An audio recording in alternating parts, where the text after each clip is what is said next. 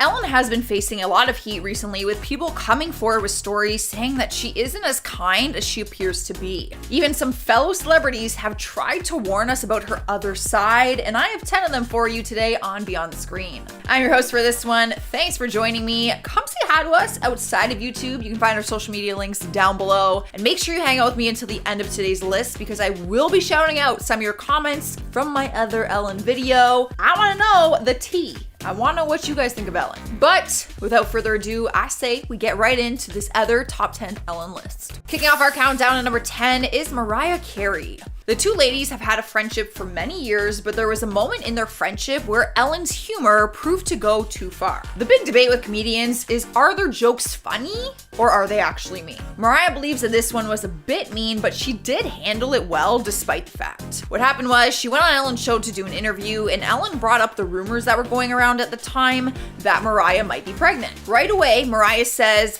"Let's not talk about that." But then Ellen takes out 2 glasses of champagne and tries to force her to drink it to prove that she's not pregnant. Mariah is hesitant, and it might be because she was in her early stages of pregnancy at the time, and oftentimes females don't want to reveal it because in the first trimester, miscarriages are common. Sadly, Mariah did have a miscarriage and revealed the news later down the road. I personally watched this video and I did not find it funny. I feel like forcing someone to drink alcohol to prove if they're pregnant or not, like, I get the joke, but probably not a good one, Ellen. Up next, number 9 is Dakota Johnson.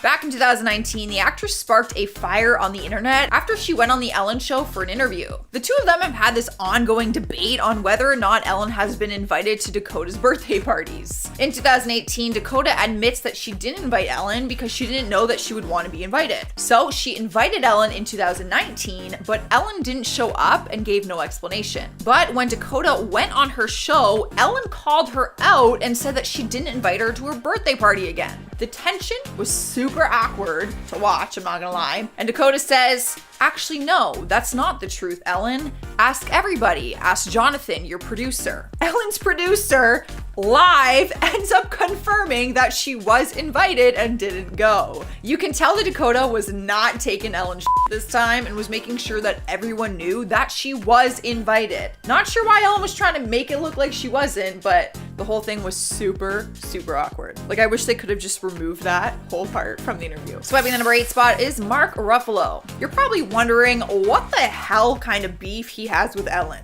It all just seems very random, not gonna lie, and it kind of is. Remember when the world went to a frenzy because Ellen was sitting with George Bush at a Dallas Cowboys game? She received a ton of hate for it, but did a monologue on her show where she said that they are friends despite their different beliefs. Like she always does, she spoke about kindness and said that she chooses to be kind to everyone. But Mark didn't agree with that and let his feelings out in a tweet. He wrote, "Sorry, until George W. Bush is brought to justice for the crimes of the Iraq War, including American-led torture, Iraqi deaths and displacement, and the deep scars, emotional and otherwise, inflicted on our military that served his folly, we can't even begin to talk about kindness." Clearly, he does not agree with Ellen's decision on who she chooses to have in her friend circle. Rolling into number 7 is Kelly Ripa. She was one half of the morning show's favorite couples. Her and Michael Strahm were co-hosting Live with Kelly and Michael from 2012 to 2016. But then Michael suddenly announced that he was leaving the show to join ABC's Good Morning America, and his relationship with Kelly began to crumble.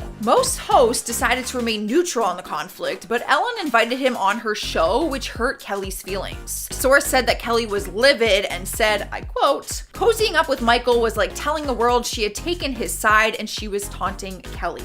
People had different opinions on the situation though. Some believe that Ellen's decision wasn't intentional, while others thought that she knew what kind of outcome would come from it. Moving on to number 6 is Kathy Griffin. All right, so they've had drama for a while now apparently. It's been an ongoing feud and it all comes down to whose side of the story you will believe. In 2016, she published a tell-all book called Kathy Griffin Celebrity Run-Ins, My A to Z Index. In the book, she dished out dirt on about more than 100 celebrities and Ellen was one of them. She wrote, quote, "I'm almost positive a certain beloved daytime talk show host once had me kicked out of a backstage dressing room at the Emmy Awards. I can't prove it, but this person, who has short blonde hair, has a mean streak that all of Hollywood knows about." But Ellen denies the story and says that Kathy is the mean one. Rumors were claiming that Ellen banned her from her show, but Ellen spoke about it during the interview and said, "I didn't ban her from the show, because first you have to be on the show to be banned." Shots fired. Ellen is sassy. Halfway into our list, number 5 is Caitlyn Jenner. Back in 2015, Caitlyn went on Ellen's show and made a shocking confession, or so it seemed. During her interview, Ellen asked her what her stance was on same-sex marriage, and she said that there was a time that she did not support it. Ellen fired back at her immediately and made it seem like she wasn't supportive of the LGBTQ community. And then, after the interview, Ellen took shots at Caitlyn while talking on the Howard Stern show. She said she was unfairly passing judgment about gay people and marriage. But it turns out that that wasn't the case, and Caitlyn was not happy that she was trying to paint her in that light. Caitlyn opened up about the full story and said that she had actually talked to Ellen on the phone prior to taping the interview and convinced her to discuss her shifting stance on marriage equality. But then Ellen kind of flipped the switch on her during the interview and made it sound like she was against it. That all does seem pretty sketchy. And at number 4 is Joan Rivers. The icon has passed away and is not able to speak on her side of the story anymore, but Kathy Griffin chose to tell it, which is also one of the reasons that her and Ellen still aren't very friendly with each other. Kathy opened up to Variety and said, "One of the things that really hurt Joan, and we talked about it at our last meal together, was that Ellen always shunned her and Ellen thought she was vulgar and not funny." Apparently, despite all of their drama, Kathy still reached out to Ellen to check if she was going to do a tribute for Joan after she died in 2014,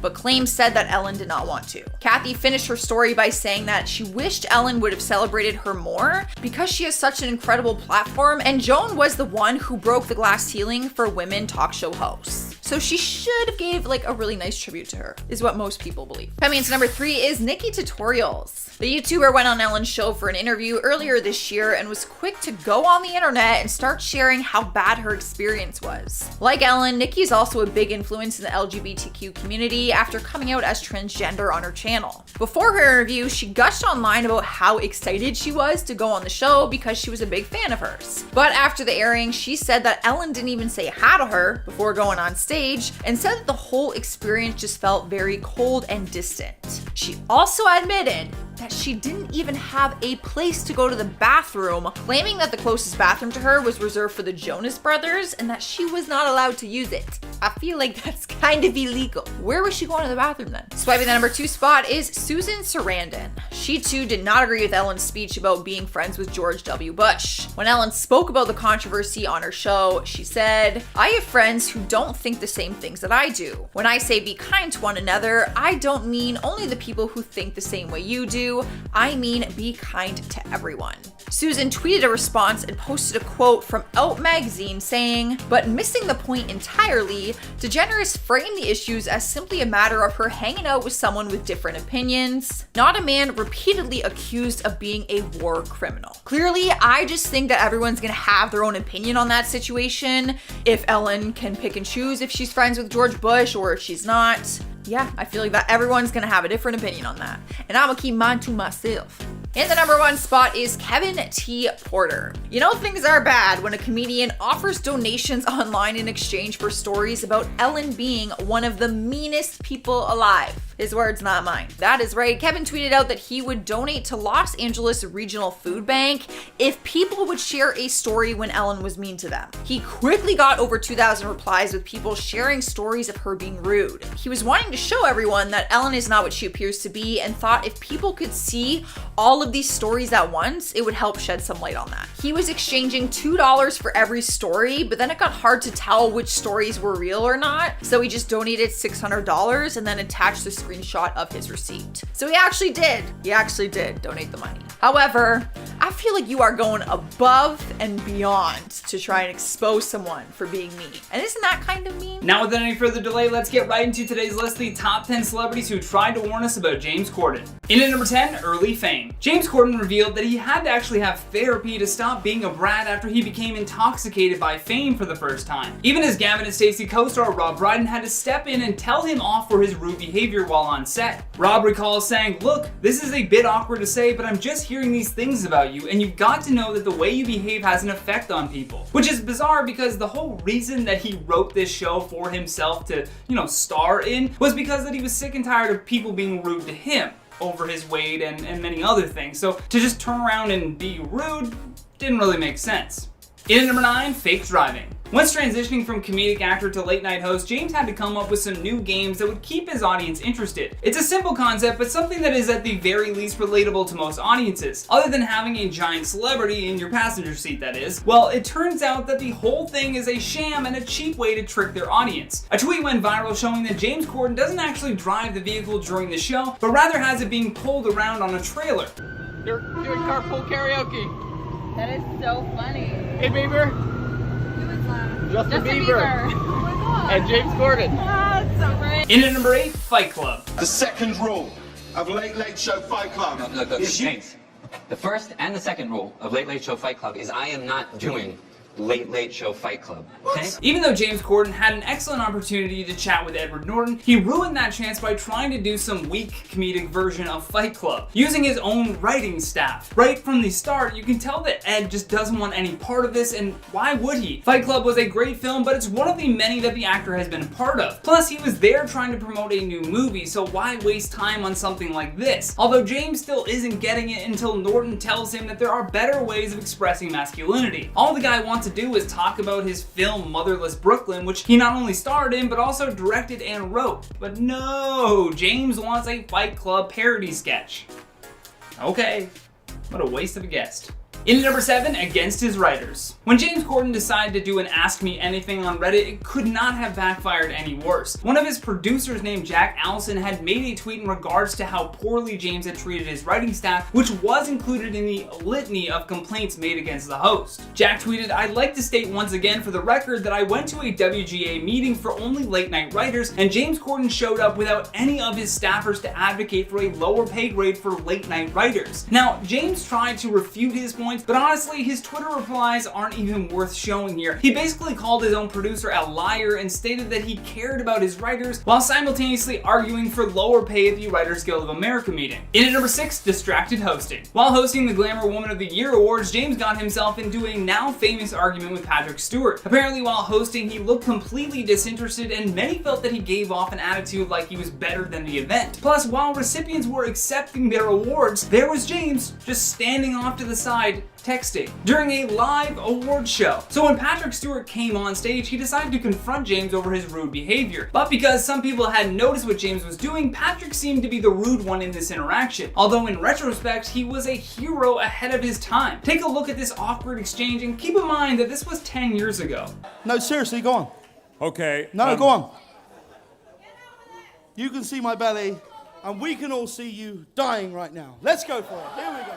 Patrick was simply trying to tell James not to text while people are accepting their awards, and instead of apologizing, he got in Patrick Stewart's face. Like, what was he gonna do? Fight him? Because he asked you to have common sense? Bit rude?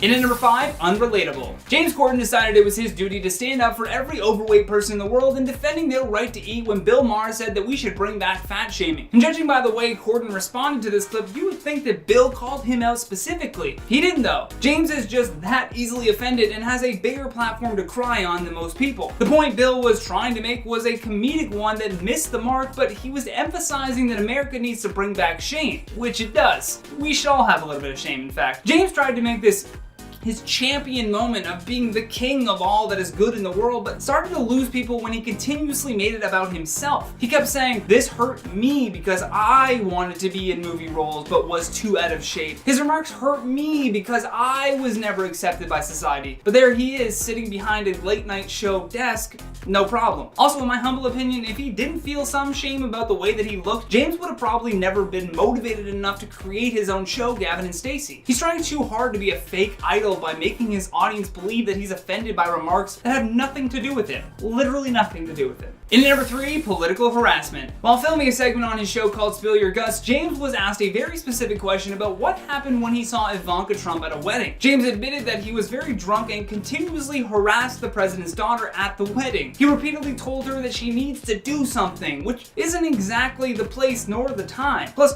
who does James Corden think he is? He wasn't born in America. He came there so that he could make more money. So why does he feel this entitlement to trash the country that accepted him? Plus, harassing the president's daughter while at a wedding, while drunk, is perhaps the biggest indicator that James has no self-awareness. But I remember that we were quite drunk and we started going, Ivanka, you can do something. You can make a difference. I remember Ivanka was going, I'm trying. In at number 2, hates his fans. Going back to that disastrous Reddit Ask Me Anything post that he made, we have countless people who were once fans of James claiming negative interactions with the host. One Redditor mentioned the time that he saw James Corden filming the UK game show A League of Their Own, and while other stars were polite and engaged with fans, Corden couldn't have cared less. It's a bit of a long post, so I'll just point out the most egregious examples. The Redditor writes, James came in for a brief moment, someone asked politely for a quick picture, and he abruptly said later, and then left to his changing room for the rest of the night, which means they never got the photo. Then they closed it off by saying, seeing him like that made me realize everything you see of his on TV is a complete persona, and really his natural personality is just a complete self-entitled, and that's a word that I'm not allowed to say on YouTube. So, but you get the point. You get the point. I'm not gonna say that word. It's a bad one. Last but certainly not least, in our number 1 spot, Happy Mother's Day. Then there was this crazy airplane story involving a woman and a baby. There's for sure no way to verify whether or not the story is true, but it does seem pretty much in line with what others have been saying about the late night host. Apparently, a woman with her crying baby was sat next to James Corden on a flight, but to many people's surprise, James didn't complain. He simply put in his noise-canceling headphones and pulled a mask over his eyes, then turned away from the woman to sleep. However, when the plane landed, Corden remained in his seat as the woman with the baby struggled to open her overhead compartment. What makes the story even worse is that the woman then turned to James and asked him to at least hold the baby while she was getting the bags down. Turns out that woman was his wife, and that baby was his baby. Hey, what's up everyone? I'm Mackenzie Smith, and today on BTS, I'm going to be filling you in on the top 10 celebrities who tried to warn us about Amber Heard. But before we get into it, make sure to like and sub below. Also click the bell if you want to know right when we post. So starting off at number 10, we have Winona Ryder. Winona Ryder very famously dated Johnny Depp in 1989 to 1993, and they had a very public and somewhat messy relationship. But in the end, the two are very fond of each other, and they have such a good relationship that Winona made a point to defend Johnny when Amber was accusing him of horrible things. In a statement, Ryder said, quote, I understand that it is very important that I speak from my own experience, as I obviously was not there during his marriage to Amber. But from my experience, which was so wildly different, I was absolutely shocked, confused, and upset when I heard the accusations against him. The idea that he is an incredibly violent person is the farthest thing from the Johnny I knew and loved. I cannot wrap my head around these accusations. I truly and honestly only know him as a really good man, an incredibly loving, extremely caring guy who is so very protective of me and the people that he loves, and I felt so very, very safe with him. And even though she made a point to not dismiss Amber's claims, she felt the need to let everyone know that Johnny was nothing but a perfect gentleman in their relationship. In at number 9, Vanessa Paradis. Vanessa Paradis was in a relationship with Depp from 1998 to 2012,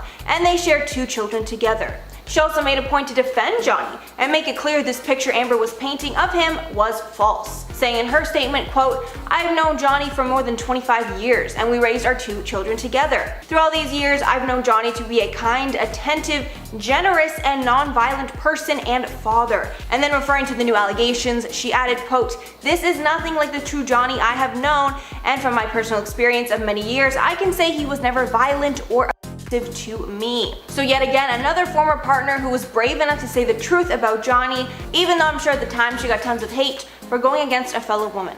And at number 8, Sia. Sia's statements in support of Johnny are the most recent on this list, but out of seemingly nowhere, the singer came out on Twitter to address her support for Depp.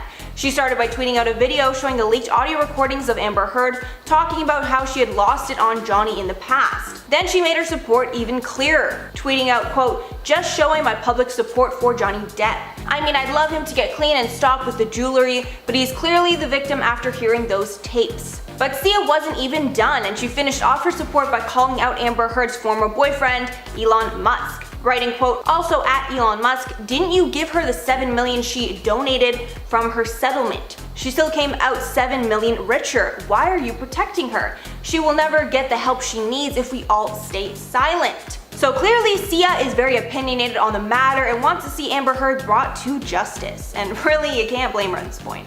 In at number 7, Allison parody. The Parody family is very clearly a big fan of Johnny Depp because Vanessa Parody's sister Allison also made a point to defend Johnny. She showed her support in the form of an Instagram post, posting a picture of what looks to be the two of them together, then writing in the caption, quote, you are and always will be family to me. You are one of the funniest and most loving people I know. And it's not always a given for your in-laws to like you, so the fact that they are going out of their way to defend Johnny like this is really huge in my eyes. And at number 6, Lily Rose Depp. And of course his daughter Lily Rose Depp made a point to defend her father against the claims. She first posted a screenshot of an article from People, which showed that the LAPD had been to the couple's house after Amber called them, but they didn't find any proof that Depp had caused any harm, so no charges were pressed. With a statement reading in part, quote, there was no evidence of any crime. A crime did not occur, so the officers left the scene and left a business card. Then she posted a photo of her and her dad back when she was just a baby, captioning the photo, quote, my dad is the sweetest, most loving person I know. He's been nothing but a wonderful father to my little brother and I. And everyone who knows him would say the same. So here it is very clear that she supports her father and wants everyone to know that at that point there was no proof of anything other than what Amber had said happened. Halfway number 5, Laura Wasser. Laura Wasser is Johnny Depp's attorney, and of course it's her job to protect and defend Johnny, so she would make statements in support of him. But in one statement where she spoke of the case, she said that Heard was, quote, attempting to secure a premature financial resolution by alleging abuse. Adding, quote, her current application for a temporary restraining order, along with her financial requests, appears to be in response to the negative media attention she received earlier this week after filing for divorce. Yet Johnny cannot protect himself or Amber from media scrutiny, and Amber's anger certainly cannot drive this dissolution proceeding.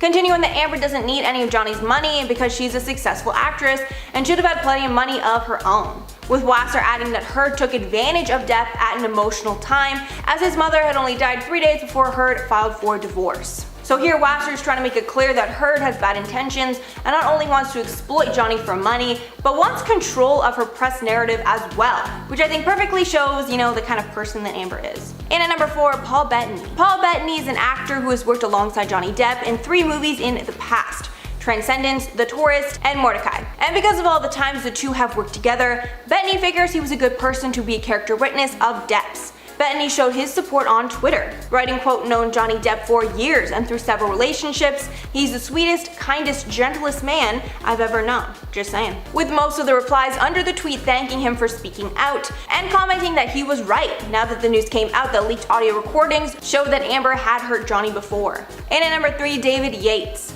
Johnny Depp was announced as playing Grindelwald in the sequel film Fantastic Beasts: The Crimes of Grindelwald. And after the announcement, there were cries to exclude him from the film and recast, after reports surfaced of Amber Heard's accusations. But after much deliberation, the director David Yates and other studio executives made the decision to keep him in the film. And after some backlash, Yates himself came out with a statement on the matter. In an interview with Entertainment Weekly, Yates said, quote, Amber's claims were one person who took a pop at him and claimed something. Whatever accusation was out there, it doesn't tally with the kind of human being I've been working with. So clearly here, Yates felt that the accusations were false from the get-go. And at number 2, J.K. Rowling. In the same context as Yates, J.K. Rowling also had to make a public statement after her and the other studio executives made the decision to keep him in the film. According to the statement, after claims were made about Depp, it was considered that the studio recast him. But Rowling implied that the fans might not know the full story on the matter, implying that Amber was hiding things. Saying in the statement, quote, for me personally, the inability to speak openly to fans about this issue has been difficult, frustrating, and at times painful. However, the agreements that have been put in place to protect the privacy of 2 people, both of whom have expressed a desire to get on with their lives, must be respected. Based on our understanding of the circumstances, the filmmakers and I are not only comfortable sticking with our original casting, but are genuinely happy to have Johnny playing a major character in the movies. So clearly there, Rowling felt that she knew the truth and stuck to her guns. guns. And finally, number 1, Laura DeGeneres. Laura DeGeneres is an interior decorator to many stars, so it's safe to say she's seen celebrities in their truest lights. And even though she's a former friend of Amber Heard's, she did the right thing and made a statement against her in court for the defense of Johnny. In it, DeGeneres claims that she didn't see Amber Heard's bruises after an alleged fight between her and Depp on May 21st of 2016. And even though Amber tried to release a recording making the statement look false, Johnny's lawyers included an email from after the recordings saying again that DeGeneres had never seen bruises on Amber's body. And although the timeline of events can be pretty confusing, since DeGeneres has continued stating that she never saw the bruises, this pokes more holes in Amber's story and clearly proves that she lied. The Kardashian family is one of the most famous families on earth, with Kim and Kylie both having some of the most Instagram followers ever. And with a lot of fame and influence comes about the same amount of hate. And that is why we are going to be talking about celebrities that hate the Kardashians and try to warn us about them. In at number 10, Nick Lachey. Nick Lachey also exposed Kim for being a little too friendly with the paparazzi in order to get some publicity from him. The singer claims that Kim might have only been dating him for publicity. Apparently the pair only dated for about a week and some shady stuff went down. One time he said, let's just say this, we went to a movie, no one followed us there. Somehow, mysteriously, when we left, there were 30 photographers waiting outside. And I think from that story, it's very clear that Kim was tipping off the paparazzi, so there would be photos of them together. And if you didn't already know, unless someone is like incredibly famous, if there are paparazzi when they are out, they definitely tipped off that paparazzi. In at number 9, Jon Hamm. The Mad Men star definitely has some choice words for the Kardashians, and based off what he said, it's clear he does not like the family and doesn't approve of how they rose to fame. With him telling LUK, whether it's Paris Hilton or Kim Kardashian or whoever, stupidity is certainly celebrated. Being an idiot is a valuable commodity in this culture because you're rewarded significantly. It's celebrated. It doesn't make sense to me. So clearly he doesn't like the reality TV stars whatsoever and doesn't like how our society praises socialites like Paris Hilton and the Kardashians. In at number 8, Kristin Cavallari. Kristin Cavallari has a very interesting relationship with the Jenner clan. It all started when Kristin dated Brody Jenner, and through that relationship she also became friends with the Kardashians. But after Brody and Kristin broke up, there was tension between Kristin and Kourtney Kardashian. After Kourtney caught Scott out with Kristin while they were in an off period. And after that, Kristin called out the family for using that information as a publicity stunt to get viewers to their show. And allegedly after rumors broke that Kristin and Scott were having an affair, the Kardashians refused to deny it and instead waited to address it on their show, leaving Kristin looking like, the bad, terrible other woman when it just wasn't even true. More than a little shady if you ask me. In at number 7, Barack Obama. Former President Barack Obama also couldn't hold his tongue when talking about the famous family, and it's definitely quite the compliment when the president is speaking about you. Or is it? The former president was talking about the changing dynamics of the American dream and how it's shifting with time, saying, there was not that window into the lifestyles of the rich and famous. Kids weren't monitoring every day what Kim Kardashian was wearing or where Kanye West was going on vacation, and thinking that somehow was the mark of success. And ouch, here it's pretty obvious he was throwing some major shade their way. And he doesn't seem to like how they are now the standard for what success is. And apparently Kanye West did not like those comments and actually fired back at the president. But also, since Obama was a former president, I trust his opinion and judgment way more than Kanye's. And at number 6, Kris Humphries. Kris Humphries was someone who probably challenged the Kardashian family the most and exposed secrets about them I'm sure they did not want out. Kim and Kris got married in one of the most lavish televised ceremonies ever, but famously after only 72 days,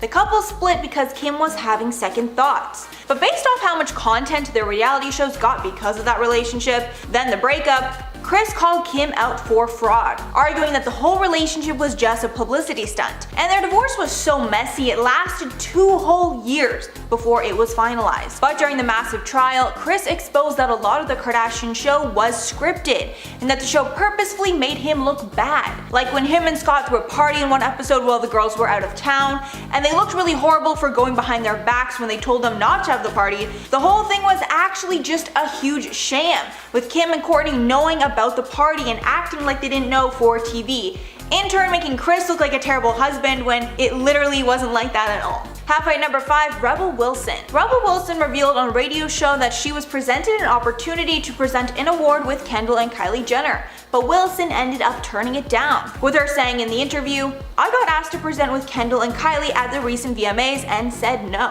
It's not that you hate any of them individually, but it's just that everything they stand for is against everything I stand for, and they're not famous for talent. I've worked really hard to get where I've gotten to." And even though a lot of people who dislike the Kardashians share the same sentiments, Oprah Winfrey actually came to their defense against Wilson, if you can believe it, with Oprah saying that she couldn't believe how hard the family works, referencing when she filmed the family for Oprah's show, with crews taping the family for 7 hours straight, and then they filmed more of their reality show after. So, as we all know, the Kardashian family really works very hard, even though it doesn't seem like they do too much. And at number 4, Bette Midler. After Kim uploaded her incredibly famous nude selfie where she covered her, nether regions with just like black bars, the internet went ablaze talking about it. One of the people that didn't hold their tongue was Bette Midler, who tweeted out, "Kim Kardashian tweeted a nude selfie today. If Kim wants us to see a part of her we've never seen, she's gonna have to swallow the camera." Which, come on, you have to admit,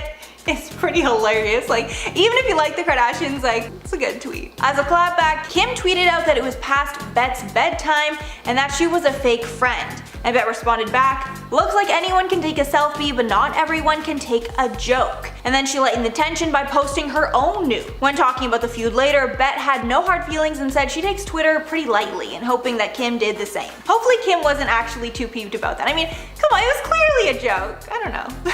And at number 3, Wendy Williams. If you watch Wendy's show, which I definitely do on occasion, she spills the tea like nobody else, then you know she does not like the Kardashians and is always very blunt when talking about them. But Wendy got the spot of a Kardashian hater when she made some shady comments about Kim after her robbery incident. And when talking about the incident in Paris, Wendy said, "I would hope that she's not making any part of this up for dramatic effect. Because this family, they're kind of soulless. You can't believe everything that you hear. But this was very, very upsetting." And although I do not agree with Wendy at all that the Paris incident was a publicity stunt, a lot of people did feel that the incident could have been exaggerated by the family for views, with people citing numerous times in the past that this has happened with the family. And again, I do not agree, but I mean, she just brought it up as kind of a possibility, and obviously, she loves to shade them whenever she can. And at number 2, Blac Chyna. Blac Chyna is another Kardashian ex who was ousted from the family after her and Rob's relationship ended. And you know that whatever went down was bad, because the family is still nice to Tristan and not Chyna, even though Tristan is arguably way worse and embarrassed them so much more. The first of the feud was surrounding the fact that Kylie started dating Tyga, who was Chyna's ex. Then Chyna started dating Rob. And then the two got engaged and then pregnant very quickly. But after they had Dream, the whole thing fell apart and Chyna and the Kardashians were facing off on social media. Chyna even filed a lawsuit against the family, claiming that they stopped her show Rob and Chyna from getting a second season. A judge dismissed that case, but Chyna still shades the Kardashians whenever she can. And at number 1, Anna Wintour. This last one is something that I had no idea existed, but it's probably the shadiest one of all. So Vogue is one of the most prestigious magazines to be on the cover of, and Kim Kardashian and Kanye West were put on the cover in a very controversial move by the magazine's editor, Anna Wintour. When talking about the criticism, she noted that it would be a misstep to ignore the couple's influence, and she made the choice to lead and deal with the backlash rather than follow.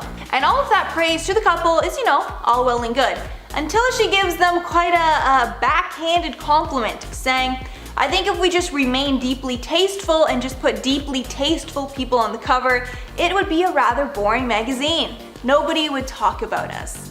And although I totally get what she's trying to say, calling the couple, deeply untasteful is definitely more than a little shady. But I mean, if anyone can shade anyone, it's Anna Wintour. She can shade whoever she wants.